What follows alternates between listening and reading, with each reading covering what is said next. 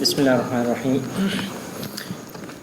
आज हमने एक और प्रैक्टिकल डिस्कस करना है, जो प्रैक्टिकल टाइटल है to verify the Ostwald dilution law, verification of the Ostwald dilution law. Ostwald dilution law हम पहले पढ़ चुके हैं, फिर भी हाईलाइट कर लेते हैं। It states that the degree of dissociation of weak electrolyte is inversely proportional to the square root of the concentration and directly proportional to the square root of dilutions.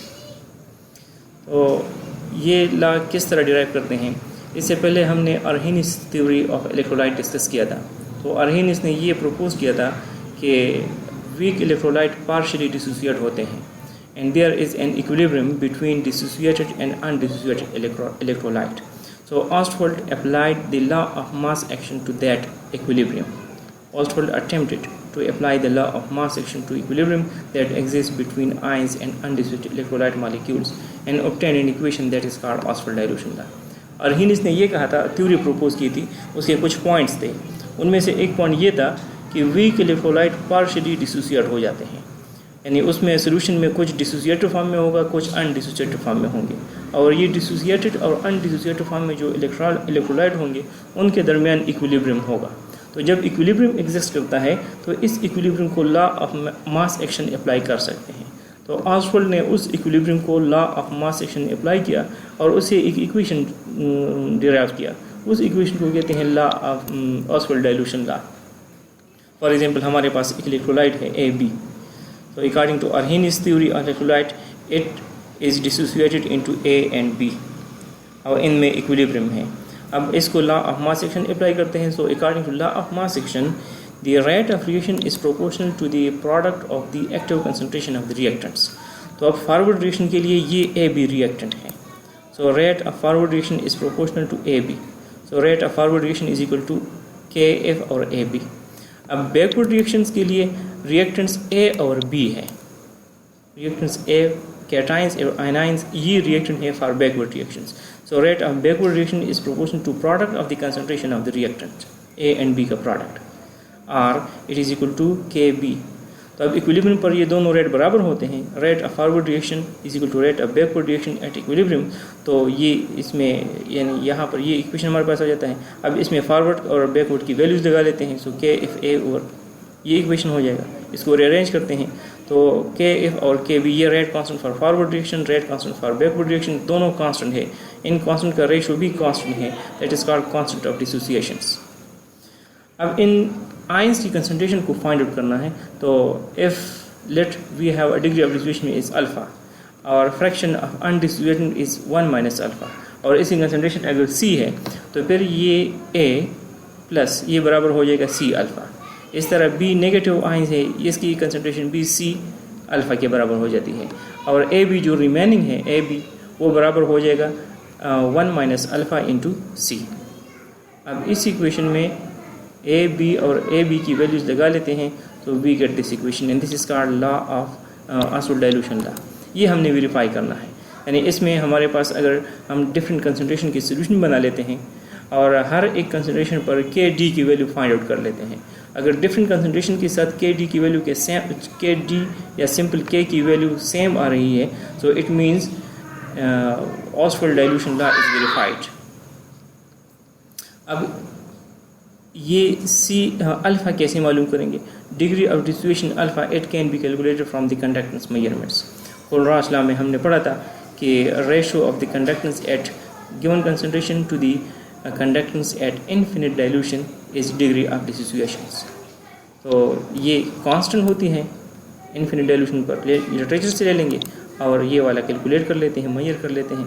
So we can calculate the KD for different solutions. अगर वो same आते हैं तो इसका ये मतलब होगा कि ऑस्वाल्ड डाइल्यूशन लॉ यानी वेरीफाइड हो जाएगा। तो इसके लिए प्रोसीजर क्या है? कंडक्टिविटी मीटर यूज़ करेंगे, बीकर यूज़ करेंगे, डिस्टिल्ड वाटर और एसिटिक एसिड। प्रोसीजर क्या है कि डिफरेंट सोल्यूशंस बनाएंगे एसिटिक एसिड के 0.1, 0.05, 0.025 और 0.0125 नॉर्मल सोल्यूशन बनाएंगे। नॉर्मल हो या मोलर हो, एसिटिक एसिड के लिए एक ही बात है। और फिर हर एक सोल्यूशन की कंडक्टेंस को नोट करते हैं यूजिंग कंडक्टिविटी मीटर। फिर observations and calculations. Equivalent conductance of acetic acid at infinite dilution, ये लिटरेचर से लेते हैं, दैट इज़ 387 सेंटीमीटर स्क्वायर। ये है सेंटीमीटर स्क्वायर, पर ओहम पर इक्विवेलेंट। और सेल कांस्टेंट वो पहले एक्सपेरिमेंट में कैलकुलेट किया था, वो वहाँ से ले लेंगे 1.005, सपोज ये वैल्यू ले लिया ना। अब यहाँ पर ये टेबल है, इसमें से कंसंट्रेशन 0.1, 0.05 ये कंसंट्रेशन सोल्यूशन बना लेते हैं और इसकी ऑब्जर्व कंडक्टेंस नोट कर लेते हैं। लेट सपोज ये ऑब्जर्व कंडक्टेंस है। यहाँ पर ये जो प्रोसीजर है, measure the conductance of each solution with conductivity meter, तो ये ऑब्जर्व कंडक्टेंस L है। ये आपने यहाँ लैब में नोट करना है, लेकिन ये प्रोपोज्ड रीडिंग है, सपोज रीडिंग है, अभी इसी से कैलकुलेट करना है। अब इनसे हम स्पेसिफिक कंडक्टेंस फाइंड आउट कर सकते हैं, as we know that specific conductance is equal to cell constant into observe conductance. ये इससे पहले प्रैक्टिकल में हमने किया था, ये अगर हो तो यहाँ पर ये देखें ना, ये cell constant specific conductance is equal to ये L, अगर ये है ना,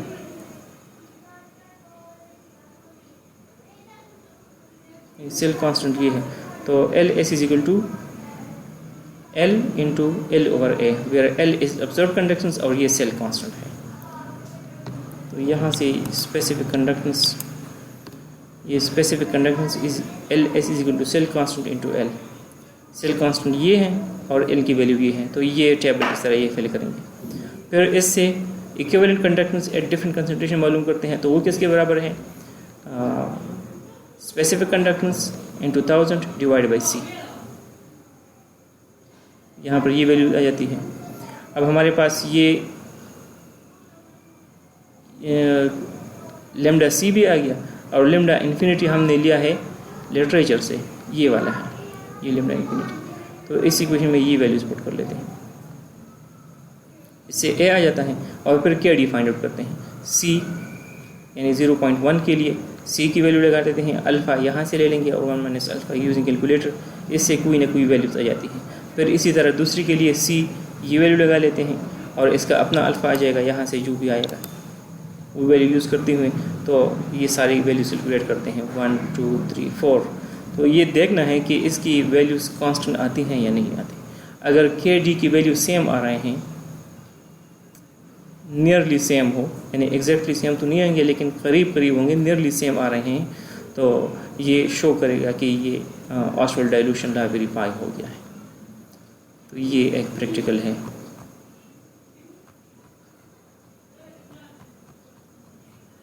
to verify the Ostwald dilution law.